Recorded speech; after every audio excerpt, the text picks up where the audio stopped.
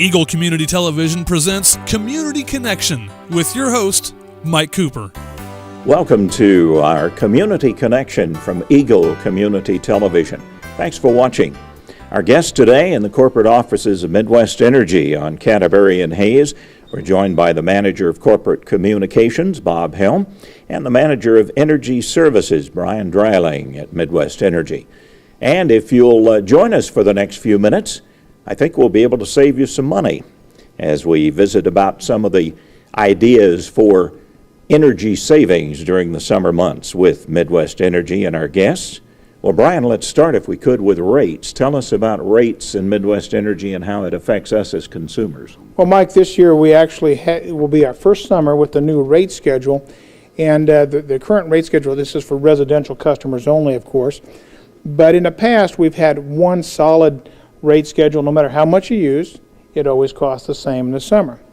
This year, we're going to have the same type of schedule, except if you use less or stay under a certain amount, you get discounts. So it kind of promotes energy conservation. So this time of year is a year where you want to start unplugging things that you don't necessarily need. You want to make sure that your equipment's operating at its best performance and stay in those lower levels and get the discounts that we're offering. We're going to try some of the ideas for saving with our guests from Midwest Energy here on our Community Connection today. But first of all, let's talk a little bit about some of the recent weather. And of course, spring and summertime, Bob, yields some really rough weather for those Midwest Energy crews. It always seems to. And again, this year we've experienced some of that. And some of our crews have been out for quite a while, actually. In certain areas with tornadoes, with high winds. We always seem to have that kind of weather in the spring, and that's pretty typical of western Kansas. But we go with the flow. We keep things going, but sometimes it's a struggle. Well, there are times when you can get a pole go down and all of a sudden they're just like dominoes, and you get that kind of wind, and you could lose 20, 30 poles in a line, and so it takes a little while for the fellows to get out there and get everything put back together again. But Bob, one of the things that happens, and sometimes it always seems to come up this way, like, for example, the Memorial Weekend was when a lot of the bad weather came through, and sure enough, the guys were out there working, and there wasn't any holiday for the crews. And, I can remember over the years, Memorial Days always seems to be one of those. 4th of July, we've had guys out, with tornadoes that come through.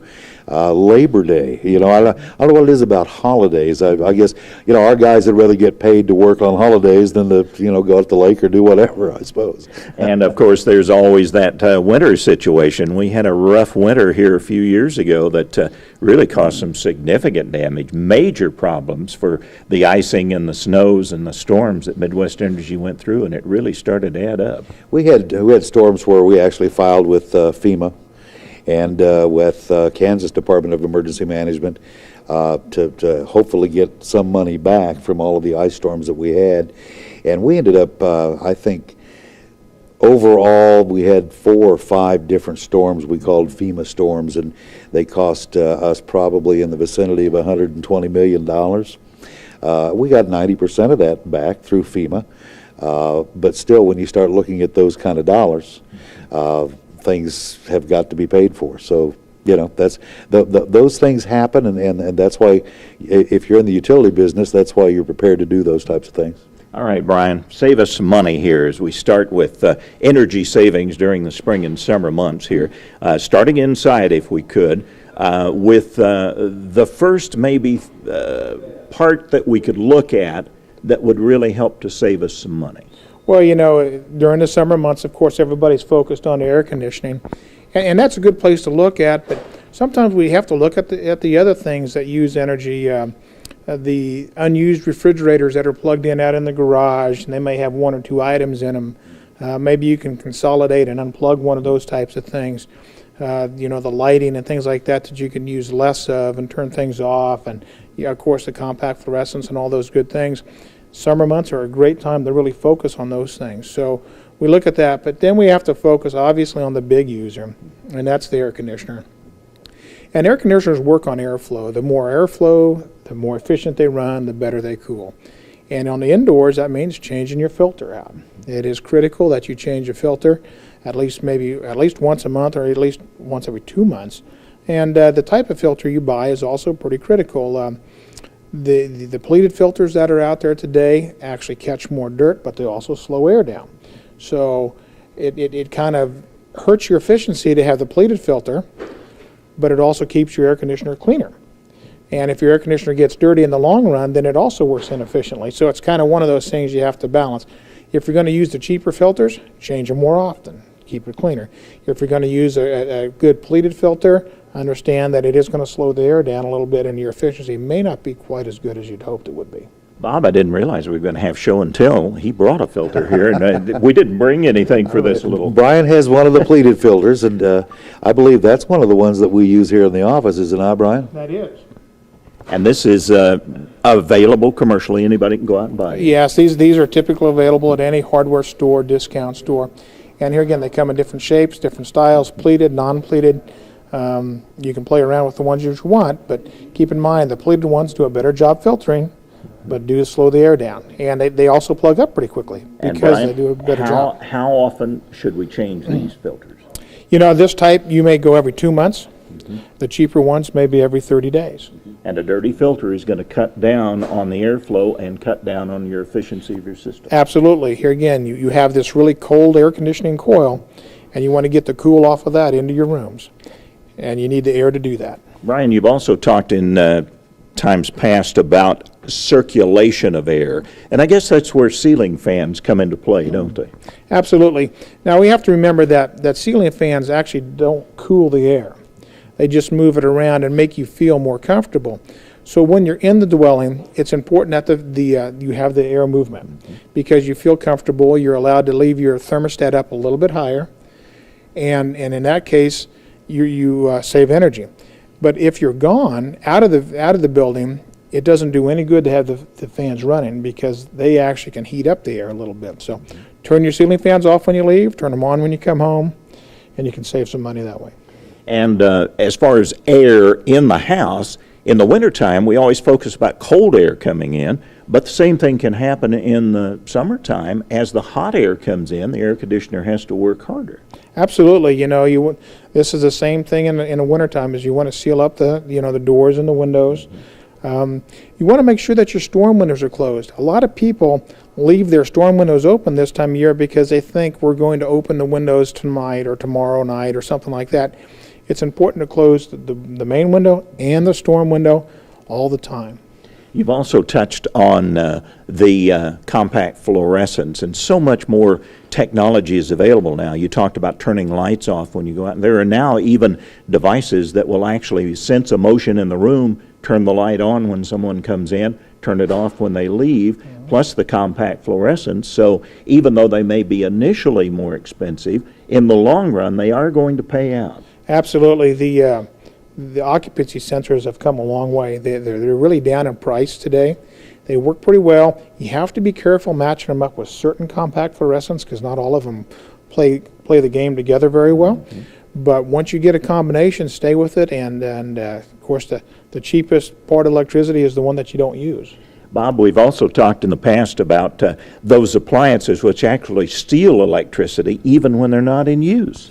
Yeah, I'm sure a lot of folks have seen just recently when they started articles come out about your cell phone chargers and now the big large plasma and TV sets that people have, and those things are plugged in all the time.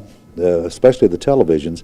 Surprisingly enough, the televisions are kind of an energy hog because they have to be plugged in all the time so that, you know, when you turn them on, they come on immediately. So they're warm, and they're operating all the time. You know, if somebody goes on vacation for a couple of weeks, the best thing they can do is get some of the little switches to turn things on and off, and turn things off completely when they leave the house. You know, we get calls all the time, and our energy advisors can certainly tell you why, but our energy advisors get calls all the time about, hey, I was gone for 2 weeks, my bill's as high as it was while I was here. Well, okay, you didn't set the air conditioner back, your refrigerator was still running, all your cell phone chargers were still in the wall, and they're still draining a little electricity. Your television was taking electricity to stay warm. So, if you leave the house, there are some things that you can do to help save money and conserve energy that way. And those little power strips are kind of nice because you can plug all those things into those power strips. Just flip the switch off when you're going to be gone. Hit one button and you're gone. Yeah, and it works out really well. A lot of the water heaters, as an example, now have vacation switches on them, and you can set that to a vacation setting while you're gone.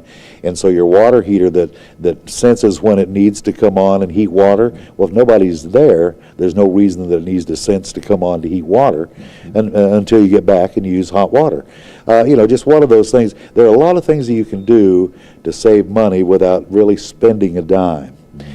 Setting your thermostat to 78 degrees in the summertime, using a setback thermostat works really well, especially for folks who are going to work and then coming home. Doesn't work quite as well in the summer if you have kids, of course, because they're in and out of the house all the time, and I can attest to that. Now with grandkids, actually. But there are all kinds of using the ceiling fans, to create a cooling effect, and you can actually set your thermostat higher by doing that because you're going to feel the same as if it was cooler if your fans are operating. Several things like that you can do. Cleaning refrigerator coils, and your refrigerator then operates more efficiently. Refrigerator, we've read, is about a 12% energy user in your home. So that's one of the next largest users after the air conditioner and the furnace that you have in your home. So keep it full, keep it stocked, keep the freezer full. So that it isn't operating as hard. It doesn't take as much, so it's more efficient when it operates. And obviously, try to keep the door closed when it's not when you're not actually accessing. Tell the grandkids to get out of there, get the juice, and close the door. So don't stand there and look all the time. Otherwise, there won't be any money for those toys. Right? Yeah, that's exactly right. Yes. One other thing that I was thinking about also. A lot of folks cook outdoors. Well, if you're cooking indoors, you're creating heat that the air conditioner needs to remove, and so cooking outdoors is a great option for a lot of preparing meals, especially weekends and things like that, when you do have time to do that. And Bob mentioned a little bit about air conditioners and the setting of the thermostats, Brian. And setback thermostats are good in certain instances, but a general rule of thumb for setting an air conditioner setting during the summertime, is there kind of one temperature that's more efficient for folks if they're comfortable? Well, Mike, it seems like the average temperature that people set it at is around 76 degrees. And that seems to be a pretty nice temperature, and with proper airflow and proper air movement, you're pretty comfortable like that. As far as setting temperatures up when you're not there, it is still a good idea, especially if you're going to be out of the structure for more than maybe 5 or 6 hours. If you're leaving to go to work for 8 hours, it's okay to go ahead and turn it up.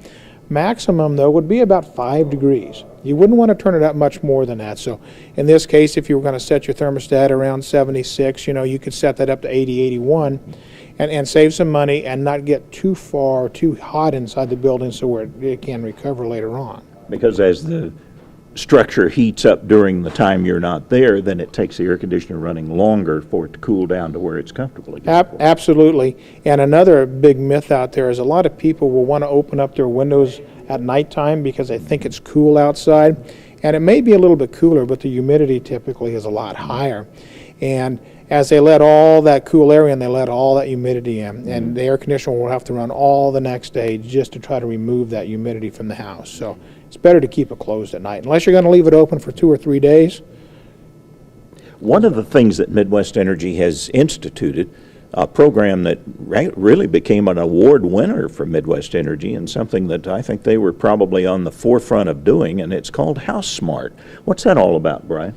Well, our House Smart program is a tool that we use to help people afford to upgrade their equipment, whether it's heaters or air conditioners or insulation, even windows even kind of tie into that. Anything that can save you a little bit of money or energy, we go ahead and we will go out and we do the energy audit. We identify your problem areas. We identify the prospective payback. and we actually even do a little bit of the financing for you up front. So it's something you pay back on your bills over time. You never pay more than what you save, so your net bill goes down. And it's a great program. It helps people get into these things ahead of when they normally would. For replacing items around the home, like appliances and such, Bob, we see the Energy Star rating on appliances, refrigerators, air conditioners, things like that now.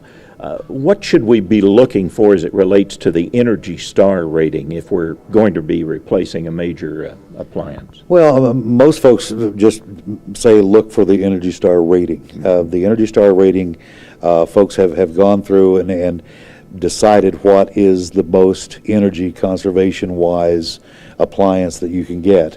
And of course, the Energy Star ratings, Brian, have different numbers on them, but I believe it's the highest number that is on the appliance is what you want to look for. But of course, you pay more as those numbers go up.